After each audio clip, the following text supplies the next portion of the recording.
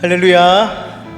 아멘. 주일 3부 예배에 잘 나오셨습니다. 우리 앞뒤 저에 있는 분들과 인사할까요? 잘 나오셨습니다. 예, 잘 나오셨습니다. 오늘도 주님을 찬양할 때에 주의 나라가 우리 가운데 임하며 주의 임재로 충만한 이 시간 될 줄로 믿습니다. 기대하는 마음 가지고 우리 찬양하며 주님 앞에 나아가십시다.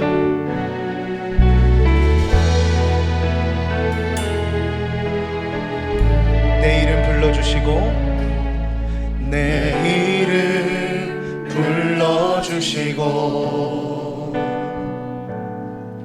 내 삶의 주인 되시는 내 맘의 노래 되시는 그는 크신 나의 예수님. 다시 한 번 더 내 이름을 내 이름 불러주시고 내 삶의 주인 되시는 내 삶의 주인 되시는 내 맘의 노래 되시는 내 맘의 노래 되시는 그는 크신 나의 예수님. 아멘. 삶의 무게가 내 맘을 누르고 버팀 없는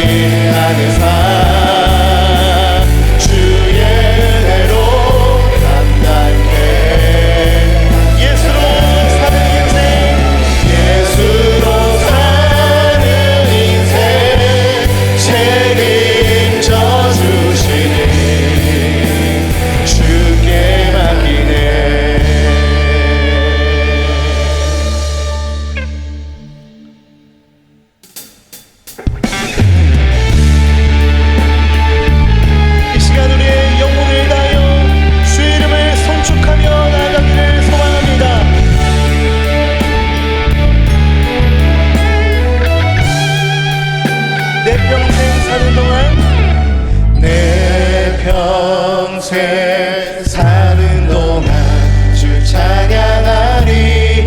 여호와 하나님 내 주를 찬양하리. 주님을 묵상함이 즐겁도다. 내 영혼 주 안에서. 우리 영혼에게 선포하십시다. 내 영혼아 주님을 성축할지어다. 내 영혼아 주님을 성축하라. 내 영혼아 주님을 찬양하라. 내 영혼아 주님을 성축하라. 내 영혼아 주님을 찬양하라. 아멘.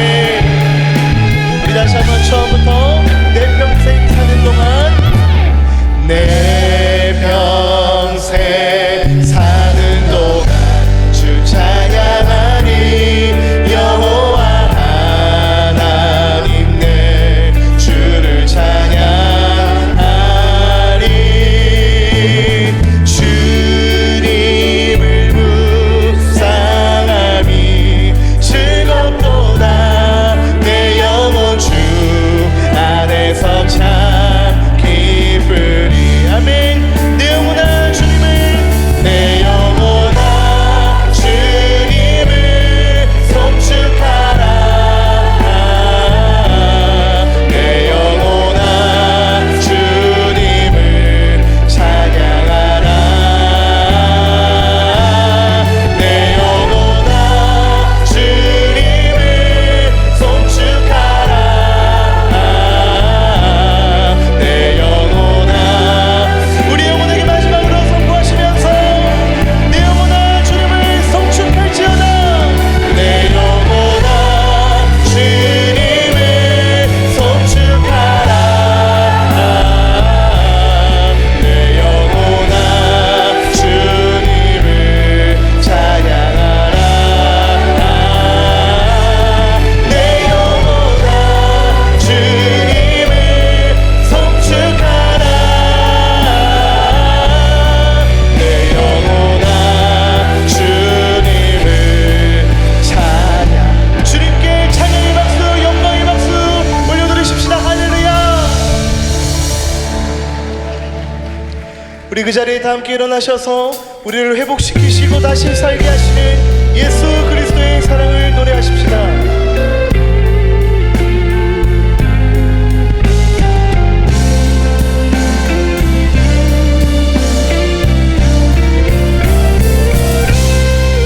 흐르는 시간이 한숨만 남기고 반복되신 배속 지쳐갈 때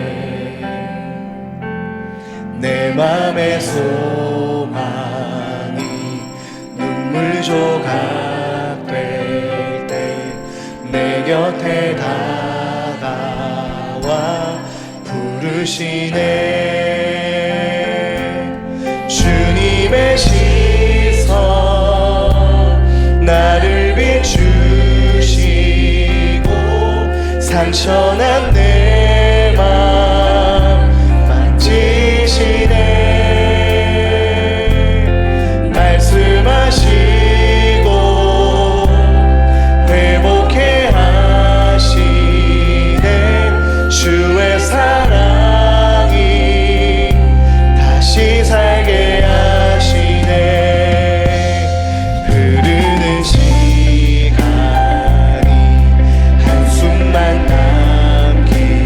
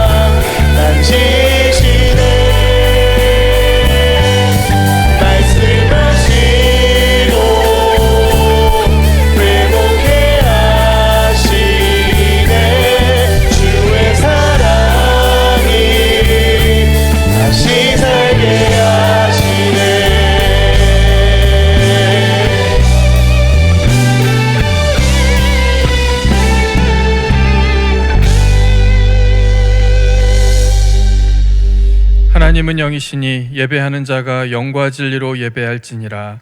아멘.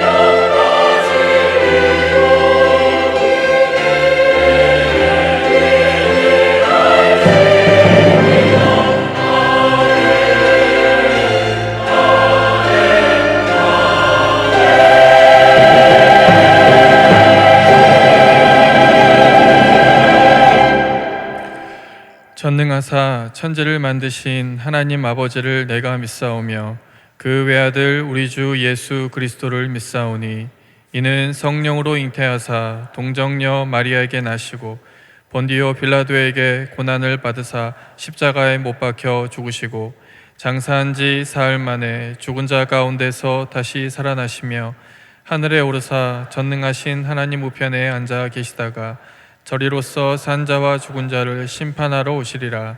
성령을 믿사오며 거룩한 공예와 성도가 서로 교통하는 것과 죄를 사하여 주시는 것과 몸이 다시 사는 것과 영원히 사는 것을 믿사옵나이다. 아멘. 만군의 여호와여, 주의 장막이 어찌 그리 사랑스러운지요.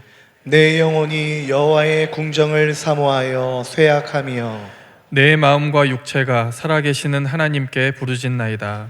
나의 왕 나의 하나님 만군의 여호와여, 주의 제단에서 참새도 제 집을 얻고 제비도 새끼둘 보금자리를 얻었나이다.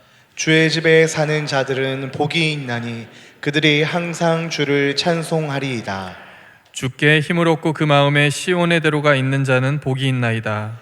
그들이 눈물 골짜기로 지나갈 때에 그곳에 많은 샘이 있을 것이며 이른 비가 복을 채워주나이다.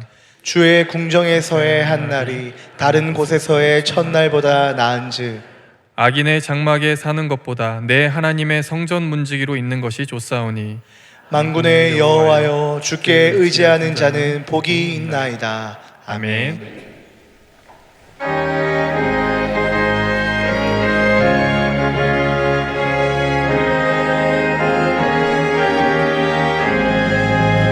주 예수 내가 알기 전 날 먼저 사랑했네. 그 크신 사랑 나타나 내 영혼 거듭났네. 주 내 맘에 늘 계시고 나 주의 안에 있어 저 포도 비유 같으니 참 좋은 나의 친구. 내 친구 되신 예수님 날 구원하시려고 그 귀한 몸을 버리사 내 죄를 대속했네. 나 주님을 늘 믿으며 그 손을 의지하고 내 몸과 마음을 바쳐서 끝까지 충성하리. 내 진실하신 친구여, 그 은혜 내려주사 나랑 상보하시고 내 방패 되옵소서. 그 풍성한 참 사랑을 능히 끊을 소냐. 날 구원하신 예수는 참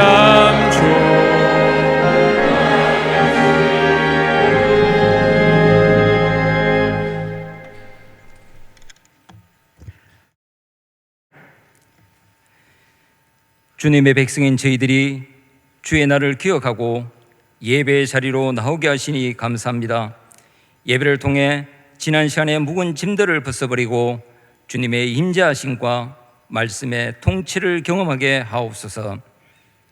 지난 한 주를 돌아보면 하나님만이 우리 삶의 주인이심을 알면서도 하나님을 잊어버리고 내 의지대로 살아갈 때가 많았습니다. 녹록하지 않은 현실에서 지칠 때는 내 모습이 초라해 보일 때도 있지만 세속화가 깊어지는 시류에 우리 성도들이 휩쓸리지 않도록 늘 인도해 주시옵소서.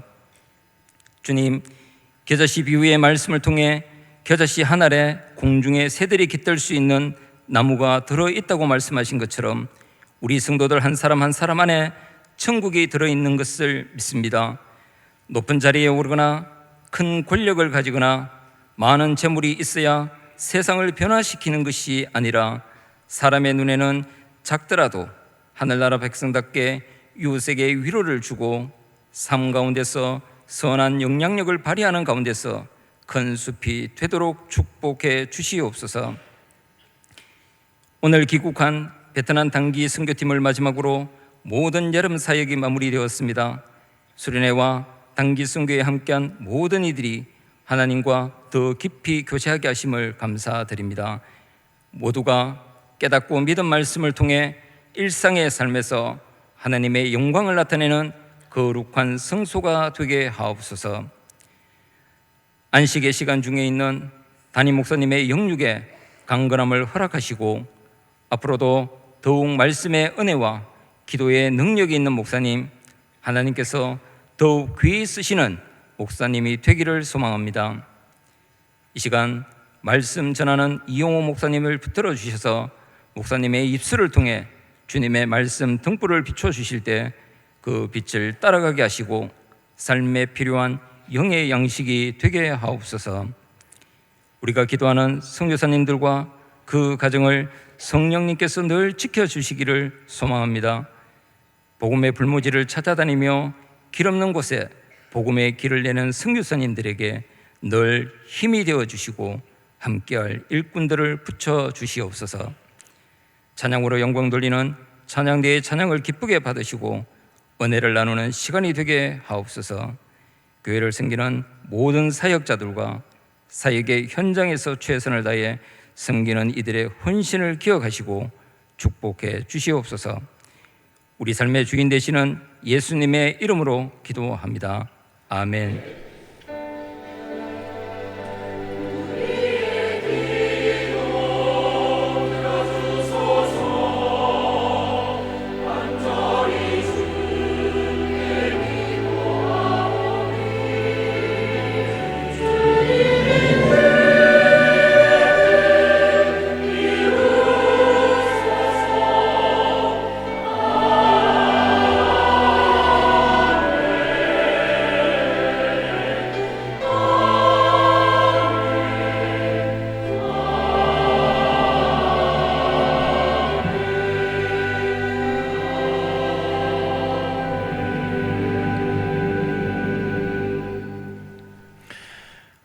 주일 광고입니다. 내일 플러스 강사를 모집하고 있습니다. 우리 기간은 다음 주일까지입니다. 우리 자세한 내용 주보 사면에서 확인해 주시기 바랍니다. 드림트리 단원을 모집하고 있습니다. 기독 학부모 교실에 참여하실 분들도 모집하고 있습니다. 수요 금요 기도회 교회 차량 봉사자를 모집하고 있습니다. 그리고 스마트 요람 정식 운영이 9월부터 시작됩니다. 우리 자세한 내용은 우리 담당 교구 교육자를 통해 확인해 주시기 바랍니다. 계명문화대 유학생들을 위한 생필품 지원 신청이 마감되었습니다. 우리 섬겨주신 우리 성도님들께 감사드립니다. 2023년 내일장학생 하반기 장학금 지급이 완료되었습니다. 우리 총 30명에게 2,820만 원이 지급되었습니다. 주중 광고입니다. 예친 방학 활동이 30일 수요일에 마감됩니다. 우리 주보에 우리 제출해야 할 내용을 확인해 주시면 감사하겠습니다. 내일 365 기도회가 목요일에 있습니다. 월삭 기도회가 이번 주 금요일에 있습니다. 갈렙 야유회가 토요일에 있습니다. 그리고 신임 순장 교육이 이번 주 토요일 오후에 있습니다. 예고 광고입니다. 공동체 성경 읽기가 9월부터 시작됩니다. 우리 자세한 내용 주보 5면을 참고해 주시기 바랍니다. 9월 선교 기도회 선교 보고가 우리 금요일에 있습니다. 그리고 세례식이 다음 주일 2부와 3부 예배 시에 있습니다. 후반기 예칭 컨퍼런스가 다음 주일 오후에 있습니다. 샬롬학교 개강은 9월 5일 화요일부터입니다. 그리고 대구 마마클럽 말씀 부흥회가 9월 7일 목요일 저녁에 있습니다. 교우 소식입니다. 우리 장례를 당한 가정에 우리 성도님들의 위로를 부탁드리고, 우리 귀한 생명을 출산한 가정이 있습니다. 우리 성도님들 많이 축하해 주시기 바랍니다. 그리고 이어서 추가해서 부고 말씀 드리겠습니다. 사랑일교구 580일 예친 김현숙 A 권사님의 모친 되시고, 510일 예친 최영택 장로님의 장모 되시는 고 박명순님께서 8월 25일 금요일 소천하셨습니다. 발인은 내일 28일 월요일 오전 9시 상인성당에서 있습니다. 빈소는 서문시장역에 있는 동산병원 장례식장 101호입니다. 모든 장례는 천주교식으로 진행되며 내일 교회에서는 위로예배를 다녀왔습니다. 성도님들의 많은 위로 부탁드리겠습니다.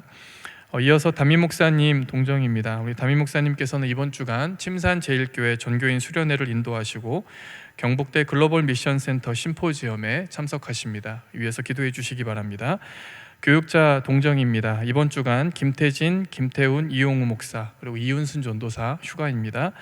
교구 교육자 수련회가 화요일부터 우리 수요일까지 있게 됩니다.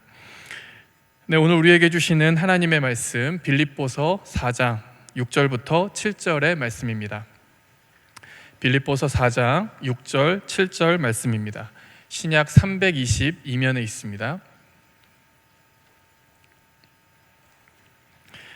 제가 봉독하겠습니다. 아무것도 염려하지 말고 다만 모든 일에 기도와 간구로 너희 구할 것을 감사함으로 하나님께 아뢰라.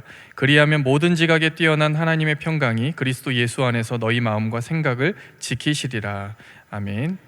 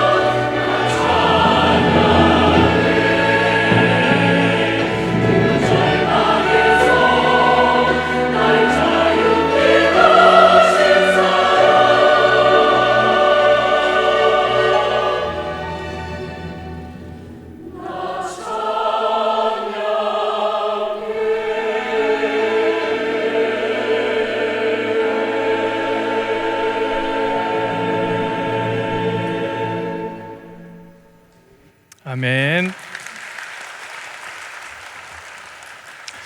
할렐루야.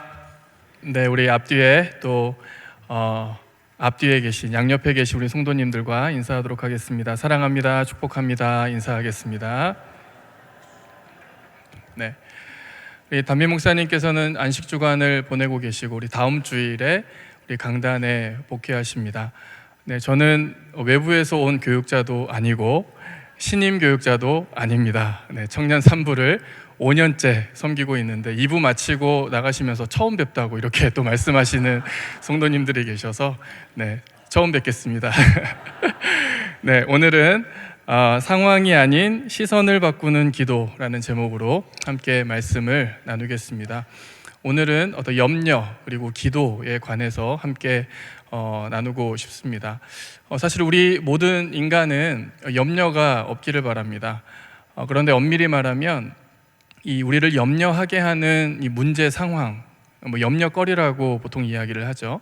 염려할 만한 문제 상황이 우리의 삶에 없기를 바랍니다. 그러나 우리 성도님들께서 더 잘 아시겠지만 우리가 인생을 살고 우리가 삶을 살다 보면 우리의 삶 가운데 문제 상황이 존재하지 않기란 거의 불가능에 가깝다고 할 수 있습니다. 매 순간 또 매 시간마다 크고 작은 염려거리가 염려할 만한 문제 상황이 우리를 찾아옵니다.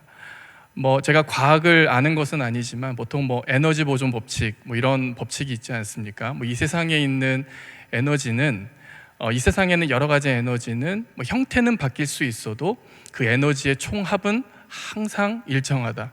마치 이와 같이 우리의 삶에도 고난 보존의 법칙, 문제 보존의 법칙, 그러니까 문제는 항상 형태만 달리할 뿐 항상 우리의 삶에 이렇게 보존되어 있는 것과 같이 우리의 삶에서 사실 끊이지 않는 것이 문제 상황입니다.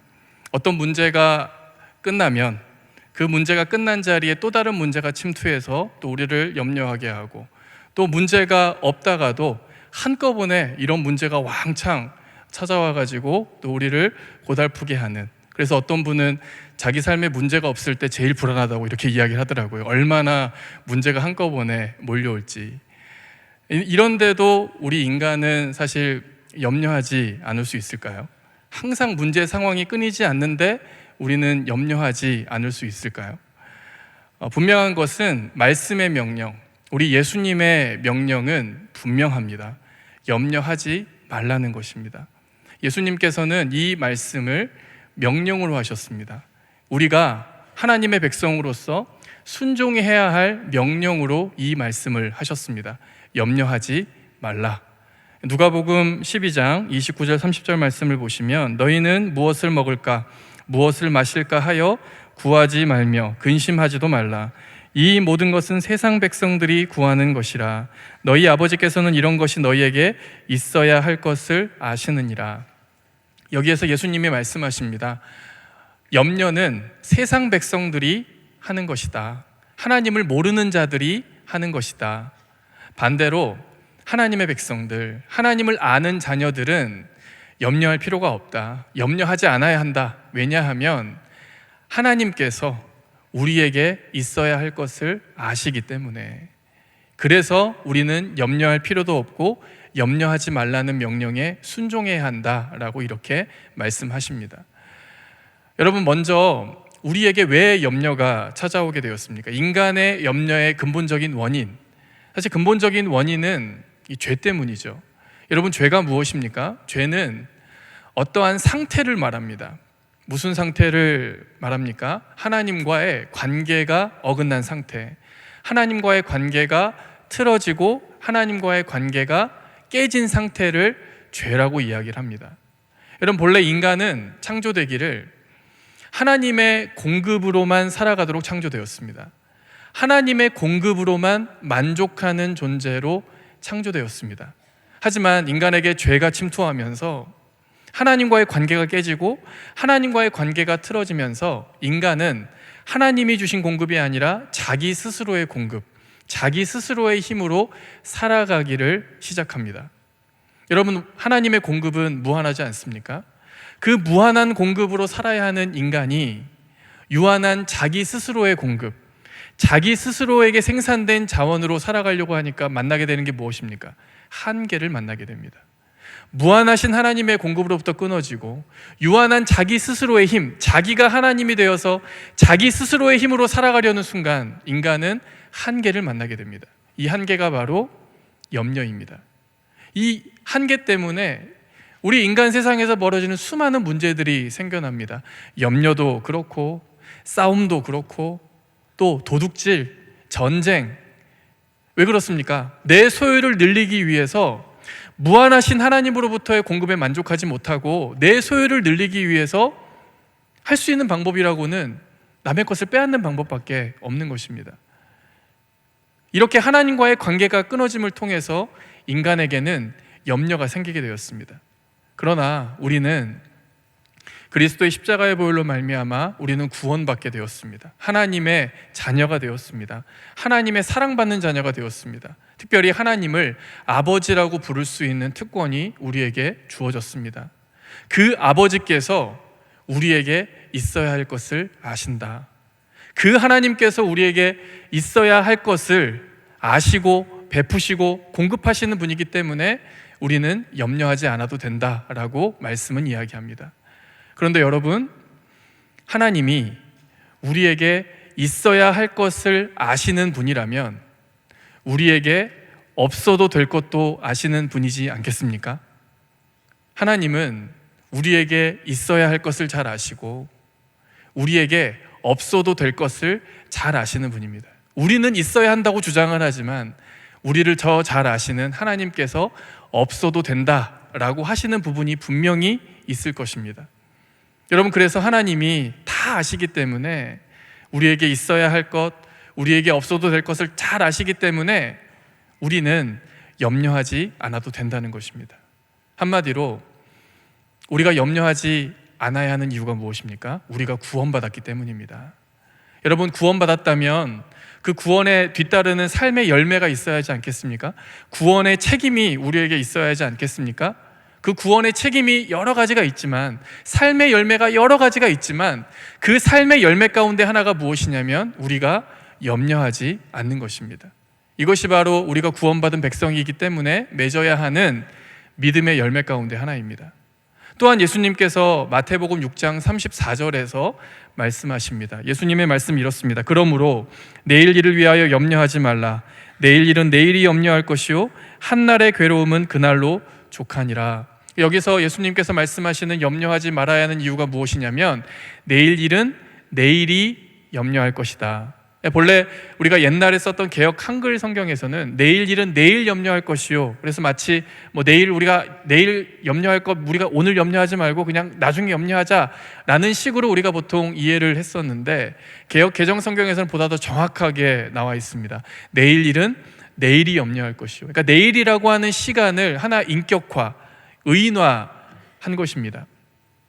여러분, 그러면 내일이 염려한다라는 그 말이 무슨 뜻이겠습니까? 여러분, 우리 인간은 유한한 존재이기 때문에 내일 무슨 일이 벌어질지 우리는 알지 못합니다. 그러나 우리가 아는 것이 있습니다. 내일이라는 시간을 주관하시는 분이 누구신지는 우리는 알고 있습니다. 여러분, 내일이라고 하는 시간은 우리의 영역이 아닙니다. 하지만 내일이라고 하는 시간을 주관하시는 그 하나님의 영역이라는 것입니다. 따라서 내일이 염려한다는 말이 무슨 뜻이겠습니까? 하나님이 염려하신다는 것입니다. 하나님이, 내일이라고 하는 시간을 주관하고 계시는 하나님이 우리의 내일을 염려하신다는 것입니다. 여러분, 이게 은혜가 아니겠습니까?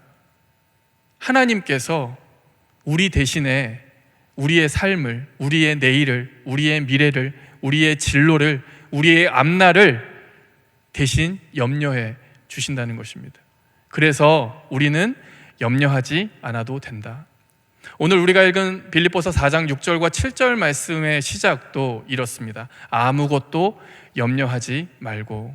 여러분, 아까 예수님께서 염려하는 것은 하나님을 모르는 자들의 모습이라고 했습니다. 세상 백성들의 모습이라고 했습니다.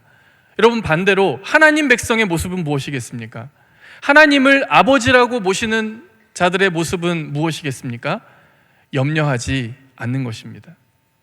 여러분, 예수님께서 마지막 때에 우리가 조심해야 할 것을 이렇게 이야기합니다. 방탕함, 술 취함, 그리고 생활의 염려라고 말씀하셨습니다. 여러분, 예수님께서는 생활의 염려를 방탕함과 술 취함의 한 무리로 보셨습니다. 우리가 염려하는 것은 그리스도인으로서 우리가 게으른 것입니다. 우리가 그리스도인으로서 방탕하게 살아가는 모습이라는 것입니다. 여러분, 정리하면 우리가 염려하지 않는 것은 명령에 순종하는 것입니다. 그리고 우리가 구원받은 백성으로서 맺어야 하는 삶의 열매입니다. 그리고 야고보서 말씀에 의하면 믿음을 행하라고 하지 않습니까? 행함이 없는 믿음은 죽은 것이라고 하지 않습니까? 염려하지 않는 것은 우리의 믿음을 행하는, 살아있는 믿음이라는 것입니다. 여러분, 그런데 염려하지 않아야지 이렇게 결심하는 것으로 우리가 염려가 잘 극복이 안 됩니다. 염려하지 않아야지라고 했다가 그 다음날 또 내 염려하는 나 자신을 보면서 염려하는 게 또 인간이 아니겠습니까? 어떻게 염려하는지를 몰라가지고 염려하는 것이 또 인간이 아니겠습니까? 그래서 우리가 염려를 극복하기 위해서는 단순히 마음 먹고 결단하고 되뇌 있는 것만으로는 부족하고, 염려를 극복하기 위해서는 좀 더 적극적인 방식이 필요합니다. 모든 순종이 마찬가지입니다. 모든 순종에는 적극적인 방식, 보다 더 능동적인 방식의 순종이 필요합니다. 예를 들면 우리가 미움을 극복해야 하지 않습니까? 우리 안에 있는 누군가를 향한 미움, 어떤 상황을 향한 미움, 이것을 우리가 극복해야 하는데, 여러분, 미워하지 않아야지, 저 사람 내가 사랑해야지 라고 하는 결심으로는 우리는 항상 무너집니다. 우리가 미움을 극복할 수 있는 적극적인 방식이 무엇입니까? 사랑해 버리는 것입니다. 용서해 버리는 것입니다. 그래서 성경 말씀에 의하면 너희를 핍박하는 자를 위해서 기도하라, 너희를 핍박하는 자를 축복하라, 이렇게 이야기합니다. 이게 바로 미움을 이기는 적극적인 방식. 이 미움이라고 하는 우리의 이런 악감정, 우리의 어두운 감정에 우리 스스로가 갉아먹어지는 것이 아니라, 미움을 이기는 적극적인 방식은 사랑해버리고 용서해버리고 축복해버리는 것입니다. 여러분, 우상 숭배를 극복할 수 있는 방법이 무엇이겠습니까? 단순히 우상을 없애는 것이로는 부족하고 하나님을 예배하는 것이죠. 하나님을 적극적으로 예배하는 것입니다. 여러분, 우상이라고 하는 것은 잘못된 예배 아닙니까? 하나님을 예배해야 하는, 우리 모두에게는 하나님께 창조되었을 때 누군가를 예배하는 존재로 창조되었는데, 그 예배의 대상이 하나님이 아니라 돈이요, 명예요, 사람이요, 다른 것을 우리가 예배하고 있다면 우상 숭배 아니겠습니까? 그러면 우상 숭배를 극복하기 위해서는 단순하게는 우상을 제거하면 끝날 것 같은데 절대 그렇지 않습니다. 우상 숭배를 극복하는 적극적인 방식은 하나님을 적극적으로 예배하는 것입니다. 그래서 이 자리가 굉장히 중요한 것이죠.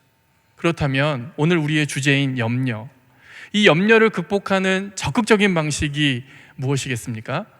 오늘 말씀의 본문은 이렇게 이야기합니다.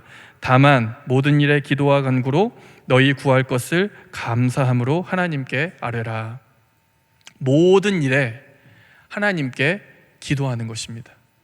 여러분, 아까 이야기했던 것처럼 우리의 삶에 끊이지 않는 문제 상황, 크고 작은 문제 상황이 우리 주변에 늘 도사리고 있는데, 그 문제 상황을 곧 기도 제목으로 만드는 것이고, 그 문제 상황으로 인해 늘 염려할 수밖에 없는 우리 자신을 기도의 자리로, 예배의 자리로, 하나님과의 만남의 자리로 적극적으로 우리의 자신을 옮기는 것, 이것이 바로 염려를 이기는 적극적인 방식입니다. 우리가 적극적인 방식으로 염려를 이겨야 하지 않겠습니까? 여러분, 기도에 관한 대표적인 책들이 참 많이 있지만 그 중에서도 고전 중에 고전이라고 불리는 책이 기도의 능력이라는 책입니다. 이 책을 쓰신 분이 19세기 말에서 20세기 초를 살았던 미국 목사님이신 E.M. 바운즈라는 목사님이 쓰신 책인데, 그 E.M. 바운즈 목사님이 이 빌립보서 4장 6절과 7절 말씀을 가지고 다만 모든 일에 기도와 간구로라고 하는 이 부분을 풀이해 놓으신 한 문장이 있습니다. 그 문장을 제가 읽어드리겠습니다. 너무 커서 기도의 제목이 될 수 없는 것, 너무 작아서 기도의 제목이 될 수 없는 것은 아무것도 없다. 기도는 우리 삶의 가장 사소한 것들에 미치며 우리에게 관계된 가장 중대한 것들을 포함한다. 다만 모든 일에 기도와 간구로, 그것이 중대한 일이든 그것이 사소한 일이든 다만 모든 일에 기도와 간구로 하나님께 나아가는 것이 염려를 이기는 적극적인 방식이라는 것입니다. 여러분, 그리고 이어서 오늘 본문에서 나오는 이야기가 기도의 자세입니다. 그러면 우리가 다만 모든 일에 기도와 간구로 하나님께 아뢰야 하는데 어떤 자세로 하나님께 간구해야 하는가? 너희 구할 것을 감사함으로 하나님께 아뢰라. 감사함으로 하나님께 아뢰라. 기도의 자세는 감사함입니다. 여러분, 우리가 무엇을 감사해야겠습니까? 크게 두 가지를 우리는 감사해야 합니다. 첫 번째 감사는 우리에게 이미 주신 것, 두 번째 감사는 우리에게 주실 것을 미리 감사해야 합니다. 여러분, 이미 주신 것, 첫 번째 이미 주신 것, 여러분, 하나님께서 우리에게 이미 주신 은혜가 있지 않습니까? 먼저는 구원의 은혜, 하나님의 자녀 삼아 주신 은혜, 하나님의 살아계심을 경험할 수 있게 해주신 은혜, 우리가 하나님의 사랑받는 자녀가 되게 해주시는 은혜, 믿음의 가정, 믿음의 사람이 되게 해주신 은혜, 이것이 바로 우리에겐 가장 기본적인 감사가 되어야 하고, 또 지나온 과거부터 지금까지 나의 삶을 지켜주시고 나의 삶을 보호하시고 인도하신 그 하나님의 신실하신 은혜, 이것을 우리는 항상 기억하고 감사하고 언급해야 합니다. 여러분, 그런데 감사하면 유익이 있습니다. 이미 주신 것을 감사하면 유익이 있습니다. 그 유익은 앞으로 하나님이 나를 지켜주실 것에 대한 믿음이 생긴다는 것입니다. 이미 주신 것을 감사하면 앞으로 지켜주실 것에 대한 믿음이 생기게 됩니다.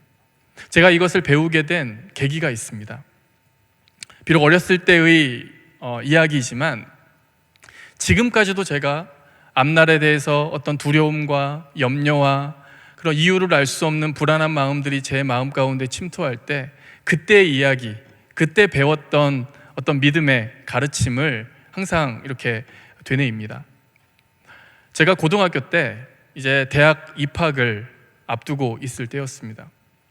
사실 저희 가정은 저희 아버지가 초등학교 5학년 때 돌아가시고 또 저희 어머니는 교회 전도사로 사역을 하셨기 때문에 사실 모든 가정들, 여느 가정들이 다 그렇듯이 이렇게 사실 넉넉한 가정은 아니었습니다. 그런데 제가 이제 어린 마음에, 철없는 저의 어린 마음에 항상 이런 넉넉하지 못한 형편에 대한 나름의 어떤 부담감을 가지고 있었던 것 같습니다.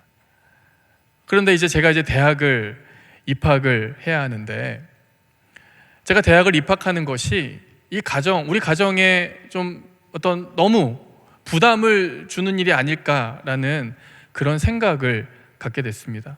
학비도 내야 하고 자취비용도 내야 할 거고 생활비도 내야 할 거고 고등학교 때와는 비교할 수 없을 정도로 많은 돈이 나갈 수 있는데 이것을 과연 내가 우리 가정이 감당할 수 있을까? 약간 이런 철없는 고민들, 지금으로선 사실은 굳이 하지도 않아도 되는 염려를 그때 했었던 것 같습니다. 그래서 제가 고민하다가 저희 어머니한테 이렇게 이야기했습니다. 엄마, 나 그냥 대학 가지 말까? 돈이나 벌까? 돈 벌까? 이렇게 이야기했습니다. 혹시 여러분들 성도님들 자녀가 성도님들께 이렇게 이야기를 한다면 우리 성도님들 뭐라고 답하시겠습니까? 누가 내한테 돈 벌라디! 라고 하면서 이렇게 이야기하시지 않겠습니까? 저희 어머니께서 제가 이렇게 이야기했을 때 저희 어머니께서도 평소 성격 같았으면 누가 내한테 돈 벌라디! 라고 이렇게 하실 텐데 사실 깜짝 놀라셨던 것 같아요. 갑자기 이 아이가 이런 이야기를 하니까. 그래서 저희 어머니가 저한테 이렇게 말씀하시더라고요. 까불지 마. 보통 같으면 까불지 마! 이렇게 하셔야 하는데 약간 목소리를 낮춰서 까불지 마. 쓸데없는 소리 하지 마.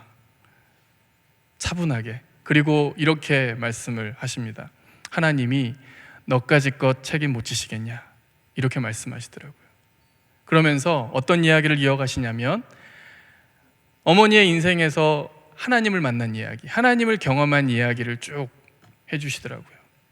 사실 우리 어머니의 세대들, 여기 계신 모든 성도님들의 세대가 정말 힘들게 살아가시지 않았습니까? 저희 어머니도 팔남매 맞이로서 젊었을 때부터 이렇게 10식구를 부양하면서 일하시고 돈 버시고 또 힘들게 살아가셨을 텐데, 그때 복음을 만난 이야기, 하나님을 만난 이야기, 그리고 결혼을 해서 행복만 찾아올 줄 알았는데 이른 나이에 남편을 하늘나라로 보내고, 젊었을 때부터 3남매를 혼자 키우면서 정말 수많은 고비마다 하나님이 살려주시고 하나님이 지켜주시고 하나님이 보호해 주셨던 그 흔적들을 하나하나 이야기하시면서 하나님이 너까지 것 책임 못 지시겠냐, 이렇게 말씀하시는데 제가 어머니의 말에 설득이 되더라고요. 제가 믿음이 생기게 됐습니다. 어머니가 저를 전도하신 거예요. 저는 지금 생각하면 정말 제가 착한 아들인 것 같아요. 어떻게 어머니의 말에 설득이 될 수가 있지? 혹시 여기 계신 우리 성도님들께도 축복합니다. 저와 같이 우리 성도님들의 자녀도 성도님들의 믿음을 통해서 설득되시기를 바랍니다. 성도님들의 믿음, 부모의 믿음이 자녀를 설득하더라고요. 제가 그때 믿음이 생겼습니다. 정말 하나님이 나까지 것 책임지시겠더라고요. 나 정도는 책임지시겠더라고요. 나보다 더한 상황, 나보다 더 심각한 상황도 하나님이 능히 해결하셨다면 나까지 것은 아무 문제가 없겠더라고요. 여러분, 아까 감사의 유익이 뭐라고 말씀드렸습니까? 이미 주신 것을 감사하면 앞으로 지켜주실 것에 대한 확신, 믿음이 생긴다. 왜 그렇습니까? 지나온 과거를 인도하신 하나님이 지금도 살아계신 하나님이시기 때문입니다. 우리 하나님은 어제나 오늘이나 영원토록 동일하신 신실하신 하나님이시기 때문입니다. 우리가 지나온 과거를 감사하면 그 지나온 과거 속에 담겨있는 그 하나님의 은혜, 그 살아계신 하나님의 은혜가 과거에만 머물리지 않고 지금의 나의 삶에도 역사합니다. 미래의 나의 삶에도 역사합니다. 왜냐하면 하나님은 영원히 살아계신 하나님이시기 때문입니다. 우리가 감사함으로 하나님께 아뢰라. 첫 번째는 이미 주신 것을 우리가 감사하고, 두 번째 우리가 감사해야 할 것은 하나님이 우리에게 주실 것을 미리 감사할 수 있습니다. 여러분, 하나님이 우리에게 응답하실 것입니다. 우리 기도에, 우리 마음의 소원에 하나님은 반드시 응답하실 텐데, 우리가 이 하나님이 주시는 응답에 대한 시각을 조금 넓혔으면 좋겠습니다. 하나님이 물론 우리의 삶에, 우리의 기도에, 우리의 소원에 예스로 응답하실 때가 있습니다. 우리가 바라는 것, 우리가 소원하는 것, 우리가 기도한 그대로 예스로 응답하실 때가 있습니다. 사실 우리가 바라는 것 아니겠습니까? 하지만 이것만이 응답이 아닙니다. 하나님은 거절로 응답하실 수도 있습니다. 주시지 않는 것으로 응답하실 수 있습니다. 그리고 하나님은 더 기도해, 더 기다려, 더 인내해, 이렇게 더 기다리라고 하는 응답을 우리에게 주실 수 있습니다. 또한 하나님은 우리의 기도에 다른 방법으로 응답하실 수 있습니다. 나는 꼭 이 방법으로 응답하셨으면 좋겠는데, 하나님은 결국에 중요한 것은 하나님의 일이 이루어지는 것이기 때문에 내가 생각한 이 방법이 아닐지라도 다른 방법으로 하나님이 당신의 일을 이루시기도 합니다. 그 다른 방법이 우리의 성에는 차지 않지만 하나님이 다른 방법으로 응답하실 때가 있습니다. 여러분, 하나님이 우리의 삶에 어떻게 응답하실지 모릅니다. 예스든 노든 기다리라든 다른 방법으로 내가 응답할게 라든지 어떤 것으로 우리에게 응답하실지 모르지만, 설령 우리가 기대한 응답이 아닐지라도 우리를 가장 잘 아시는 하나님의 응답이기 때문에 그 응답이, 우리는 하나님이 주실 응답에 대해서 미리 감사할 수 있습니다. 하나님을 신뢰함으로. 여러분, 구약 성경에 욥이라고 하는 인물이 나옵니다. 잘 아시는 것처럼 욥은 마귀의 시험으로, 사탄의 시험으로 인해서 모든 것을 다 빼앗깁니다. 동방의 가장 최고 가는 부자였던 사람인데 모든 소유를 다 빼앗깁니다. 심지어는 금쪽 같은 자기 자식들까지도 다 잃어버리게 됩니다. 사탄이 이 정도면 욥이 하나님을 저주하고 하나님을 원망할 것이다 라고 생각했지만 욥은 끝까지 입술로 하나님을 원망하지 않았다라고 이야기합니다.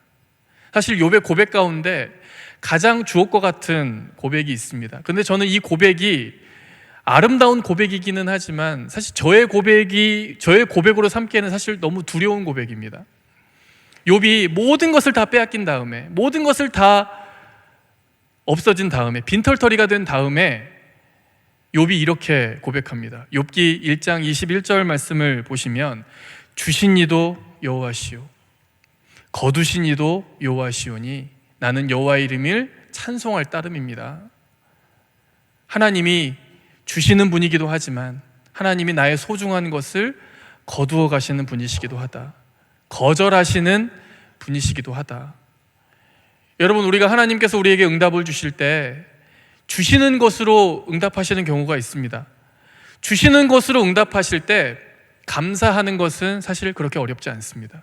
하지만 거두어 가시는 것으로 응답하실 때, 거절하시는 것으로 응답하실 때, 나에게 있는 가장 소중한 것을 주시지 않고 오히려 빼앗는 것으로 응답하실 때 우리가 쉽게 감사가 나오지 않습니다.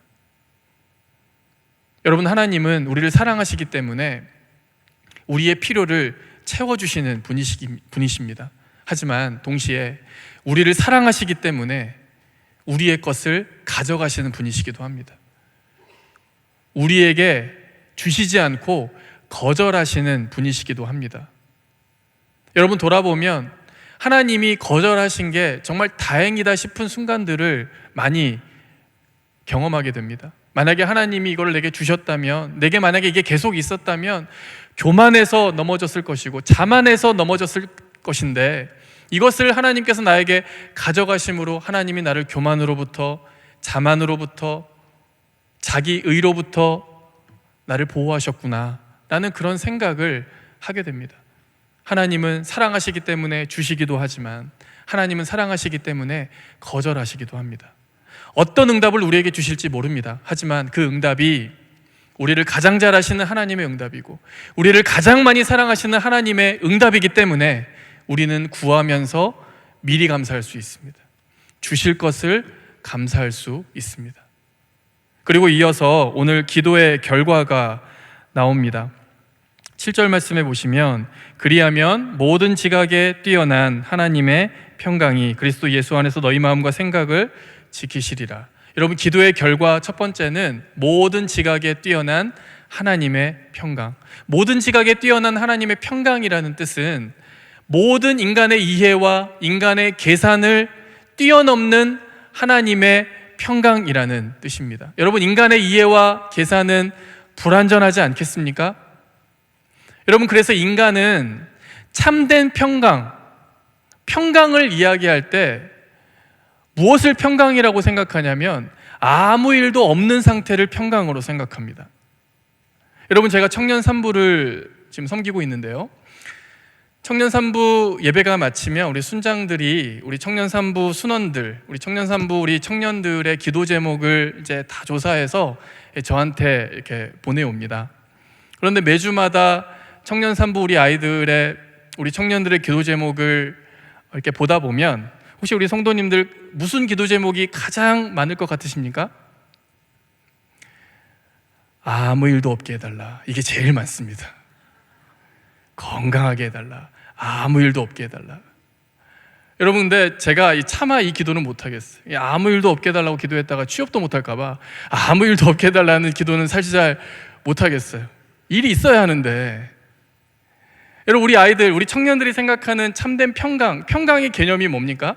아무 일도 없는 것, 우리를 건드리는, 우리의 마음을 울적하게 만드는 아무런 상황, 아무런 문제가 없는 상태를 평강이라고 생각합니다. 하지만 여러분, 하나님이 주시는 참된 평강은 무엇입니까? 모든 지각에 뛰어난 하나님의 평강은 그런 뜻이 아니겠죠. 진짜 참된 평강은 우리의 마음이, 우리의 영혼이 하나님으로 꽉 차 있는 상태입니다. 이것이 바로 참된 평강입니다. 상황에 의해서 우리의 평강이 좌우되는 것이 아니라 하나님에 의해서 우리의 평강이 좌우되어야만 합니다. 상황이 있으면 평강의 유무가 결정되고, 상황이 없으면 평강하고 상황이 있으면 안 평강하고, 이러한 이리저리 흔들리는 평강이 아니라 언제나 동일하신 하나님에 의해서 일관된 평강, 이것이 바로 모든 지각에 뛰어난 하나님의 평강입니다. 여러분, 이것을 잘 보여주는 고백이 다윗의 고백이 아닙니까? 여러분, 다윗은 파란만장한 삶을 살았습니다. 특별히 20살부터 30살까지 이스라엘의 왕이 될 때까지 사울에게 쫓기는 와중에 정말 파란만장한 삶을 살았는데, 그때 고난이 가장 극심했을 때 시편에 정말로 아름다운 황금시를 그때 많이 지었습니다.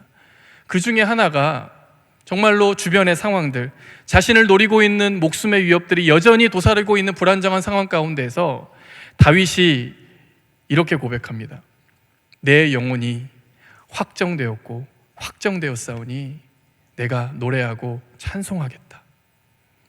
상황은 여전히 암울한데 그 다윗의 마음 가운데 하나님으로 꽉 채워진 순간 그의 고백 속에 이런 노래가 나옵니다. 내가 노래하고 내가 찬송하겠다. 내 마음이 확정되었다. 여러분, 어떻게 이러한 찬양이 가능한 것입니까? 하나님의 평강은 모든 지각을 뛰어넘기 때문입니다. 모든 이해와 모든 계산을 뛰어넘는 하나님의 평강이기 때문입니다. 이번 한 주간 이런 평강으로 충만한 삶 보내시기를 바랍니다. 또한 두 번째 기도의 결과는 그리스도 예수 안에서 너희 마음과 생각을 지키시리라. 기도하면 우리의 마음과 생각을 지키시리라. 여러분, 빌립보서 4장 6절과 7절 말씀에서 우리가 주목할 것은, 우리가 염려를 놓고 기도했습니다. 염려하게 하는 문제 상황을 놓고 기도했습니다. 그럴 때 우리가 기대하는 바는 무엇입니까? 문제 상황이 달라지는 것입니다. 문제가 없어지거나 문제가 작아지거나 문제가 해결되거나 문제가 호전되거나, 이것이 바로 우리가 기도할 때 기대하는 결과가 아닙니까? 하지만 오늘 말씀에서는 염려를 놓고 기도할 때 어떻게 된다는 것입니까? 우리의 마음과 생각을 지켜주신다. 기도가 향하는 목표 지점이 문제의 변화에 있는 것이 아니라 우리 마음과 생각의 변화에 있다는 것을 우리는 주목할 필요가 있습니다. 여러분, 물론 기도가 우리의 문제 상황을 변화시켜 주시기도 합니다. 하지만 기도는 진짜 우리가 변화되어야 할 것을 변화시키는 힘이 있는데, 그것이 무엇입니까? 우리의 마음과 생각을 변화시키는 것입니다. 믿음이 없는 상태에서 믿음의 상태로 변화시키는 그 힘, 그것이 바로 기도의 능력입니다. 여러분, 하나님은 언제나 상황에 앞서서 우리의 마음과 생각, 우리 자신을 먼저 변화시킵니다. 우리가 사랑을 하나님께서 가르쳐 주실 때도, 여러분, 우리는 상대방이 좀 내 사랑을 받을 만하게 좀 변했으면 좋겠다는 생각이 들지 않습니까? 내 사랑을 내가 좀 사랑할 수 있도록 그렇게 좀 착하게, 그렇게 좀 아름답게 상대방이 변했으면 좋겠다. 그러면 내가 사랑할 수 있을 것 같은데, 이렇게 생각을 하는데, 하나님께서는 상대방을 변화시켜 주시는 것이 아니라 우리의 마음과 생각을 먼저 사랑의 상태로 만들어 주십니다. 우리가 자녀를 바라볼 때도 자녀가 좀 변했으면 좋겠다, 자녀가 좀 사랑스럽게 사랑받기 합당한 자의 모습으로 변했으면 좋겠다 라고 우리는 기대하지만, 결국 하나님께서 우리에게 가르쳐 주시는 것은 우리가 먼저 변화되어야 한다. 부모가 먼저 변화되어야 한다. 부모가 변화될 때, 사랑해야 하는 우리가 먼저 변화될 때 사랑하는 대상인 그 사람이 변화되는 것. 여러분, 하나님은 언제나 우리의 마음과 생각에 주목하고 계십니다. 우리의 마음과 생각을 변화시키기를 원하십니다. 여러분, 무엇보다 하나님은 우리의 시선을 바꾸십니다. 기도할 때는 문제만 바라보고 있었던 우리의 시선이 기도할 때 하나님을 바라보게 됩니다. 문제보다 하나님이 크시다는 것을 바라보게 됩니다. 여러분, 그래서 믿음은 시선이라고 하지 않습니까? 무엇을 바라보느냐의 싸움입니다. 이것을 잘 보여주는 이야기가 창세기 13장에 나오는 아브라함과 조카 롯의 이야기입니다. 여러분, 이 두 사람이 소유가 넉넉해지자 이제 갈라서게 됩니다. 따로따로 살게 됩니다. 이제 땅을 정해야 하는데 아브라함이 조카 롯에게 양보합니다. 네가 먼저 땅을 구해라. 그때 땅을 선택할 때, 이 두 사람이 땅을 선택할 때 중요한 표현이 하나 나오는데, 그 표현이 뭐냐면 눈을 들어라는 표현입니다. 우리 창세기 13장 10절 말씀을 보시면 이에 롯이 눈을 들어 요단 지역을 바라본즉 소알까지 온 땅이 물이 넉넉하니 여호와께서 소돔과 고모라를 멸하시기 전이었으므로 여호와의 동산 같고 애굽 땅과 같았더라. 아까 믿음은 시선이라고 했죠. 여러분, 롯의 시선이 어디에 가 있었습니까? 풍요로움에 가 있었습니다. 이것이 바로 롯이 가진 믿음의 수준이었습니다. 롯의 시선은 풍요로움에 가 있었습니다. 여러분, 그런데 반면에 아브라함은 여전히 가나안 땅을 선택합니다. 가나안 땅에 머물러 있게 됩니다. 여러분, 약속의 땅이기는 하지만 이 가나안 땅은 너무나 척박한 땅입니다. 물이 부족하고 산지도 높아서 먹고 살기도 힘든 땅입니다. 하나님이 비라도 내려주시지 않으면 정말 먹고 살기조차 힘든 불안정한 땅입니다. 롯은 안정적인 땅인데 아브라함 자신은 지금 불안정한 땅입니다. 아마 이것 때문에 아브라함이 좀 낙담했던 것 같습니다. 낙심했던 것 같습니다. 아브라함의 눈이 지금 바라보고 있는 것은 가나안 땅의 척박함, 여기서 내가 뭐 먹고 사나, 이게 바로 아브라함의 시선이었습니다.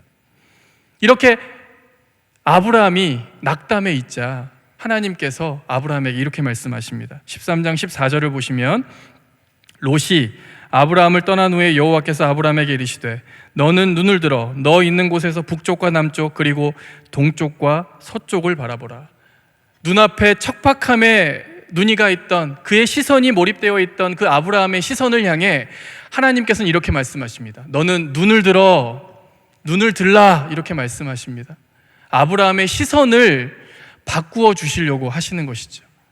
그런 다음에 하나님이 아브라함의 시선에 무엇을 보여주십니까? 이어진 15절과 15절부터 17절을 보시면 보이는 땅을 내가 너와 네 자손에게 주리니 영원히 이르리라. 내가 네 자손이 땅에 티끌 같게 하리니 사람이 땅에 티끌을 능히 셀 수 있을진데 네 자손도 세리라. 너는 일어나 그 땅을 종과 횡으로 두루 다녀보라.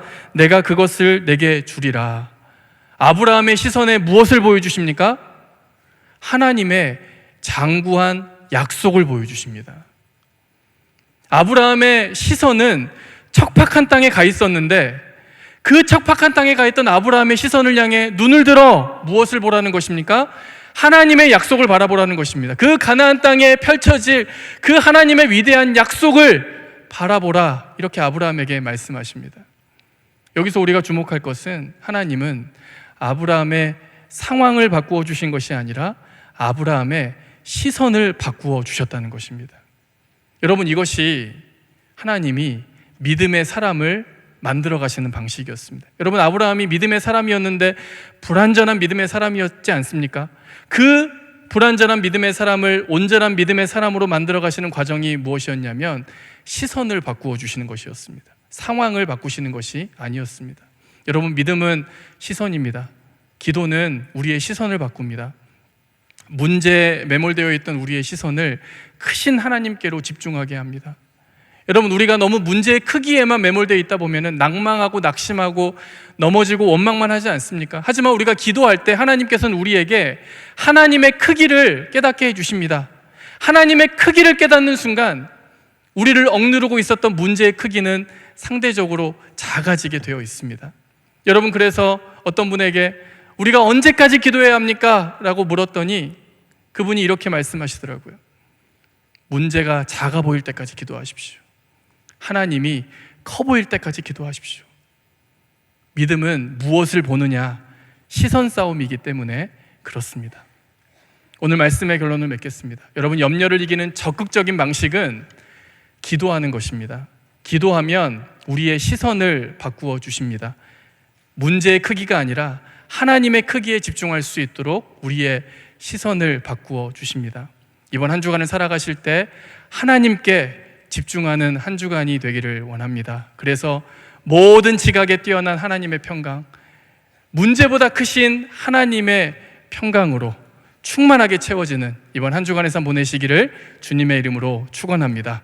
이 시간 다 함께 찬양하겠습니다. 우리 괴로울 때 주님의 얼굴 보라, 눈을 들어 주를 보라, 내 모든 염려 주께 맡겨라, 슬플 때 주님의 얼굴 보라, 사랑의 주님 안식 주리라. 우리 이 찬양을 통해 위로받는 시간이 되기를 원합니다. 함께 찬양하겠습니다.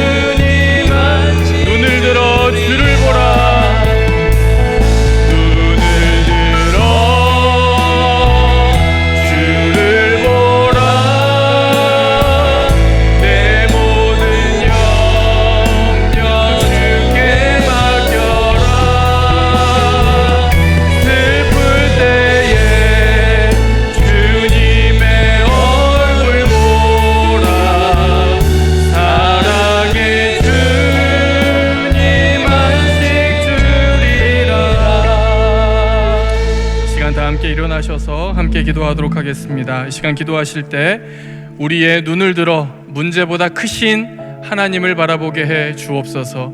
크신 하나님의 평강, 모든 지각에 뛰어난 하나님의 평강으로 내 삶을 채워 주옵소서. 이번 한 주간 모든 시선, 우리의 모든 시선이 하나님께 집중하는 한 주간의 삶 될 수 있게 해달라고 이 시간 다 함께 기도하도록 하겠습니다. 살아계신 하나님 아버지 감사합니다. 하나님 아버지, 우리의 모든 문제보다 크신 하나님, 우리의 모든 영조보다 하나님, 우리를 낭망하게 하는 모든 삶의 문제 상황보다 크신 하나님, 그 크신 하나님을 바라볼 수 있는 시선을 우리에게 허락하여 주시옵소서. 하나님 아버지, 문제보다 크신 하나님이심을 믿습니다. 하나님 아버지, 우리에게 있어야 할 것을 아시는 하나님이심을 믿습니다. 하나님, 우리에게 가장 좋은 것으로 응답하시는 하나님이심을 믿습니다. 하나님 아버지, 삶의 문제 상황으로 인하여서 낭망하는 인생이 되지 않도록 인도하여 주시고, 하나님께 우리의 모든 시선을 집중하여 하나님으로부터, 하나님 성령의 능력으로부터 하나님 날마다 승리하는 삶 살아갈 수 있도록 하나님 아버지 도와주시옵소서. 하나님, 이번 한 주간 문제보다 크신 하나님, 모든 지각에 뛰어난 하나님의 평강으로 우리의 삶을 채워주시옵기를 간절히 원합니다. 하나님의 인도하심을 따라, 하나님의 그 위력심을 따라 살아가는 삶 될 수 있도록 하나님 아버지 도와주시옵소서.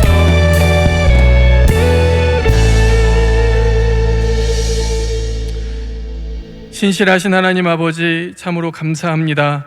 우리를 구원하여 주시고 하나님의 크신 사랑을 받는 귀한 자녀 삼아 주시는 은혜를 진심으로 감사합니다. 하나님, 우리는 하나님의 사랑받는 자녀이기 때문에 염려하지 않아도 되는 존재가 될 수 있음에 진심으로 감사합니다. 하나님께서는 우리에게 있어야 할 것을 다 아시는 줄 믿습니다. 이 하나님을 신뢰하며 하나님의 어떠한 응답도 신뢰하며 감사함으로 모든 것을, 모든 문제를 하나님께 아뢰 수 있는 우리 모든 성도님들 되실 수 있도록 주님 도와주시옵소서. 하나님, 특히 우리의 시선을 바꾸어 주시기를 원합니다. 우리의 시선이 믿음의 시선이 될 수 있도록 주님 도와주시옵소서. 문제와 상황을 바라보며 낭망하는 삶이 되지 않도록 인도하여 주시고, 문제보다 더 크신 하나님을 바라보며 크신 하나님의 평강, 모든 지각에 뛰어난 하나님의 평강으로 충만하게 채워지는 이번 한 주간이 될 수 있도록 주님 도와주시옵소서. 하나님, 오늘도 귀한 예물을 드리는 우리 성도님들의 헌신이 있습니다.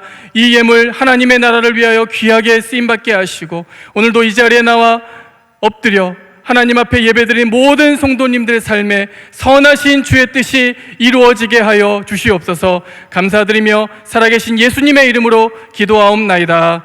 아멘. 지금은 우리 구주 예수 그리스도의 은혜와 하나님의 사랑과 성령의 교통하심이 하나님께 우리의 모든 시선을 드리고, 문제가 아니라 하나님의 크기, 그 하나님의 장구한 약속을 바라보며 날마다 승리하기를 원하는 사랑하는 모든 내일교회 성도님들 머리머리 위에 이제부터 영원까지 함께 있을지어다. 아멘.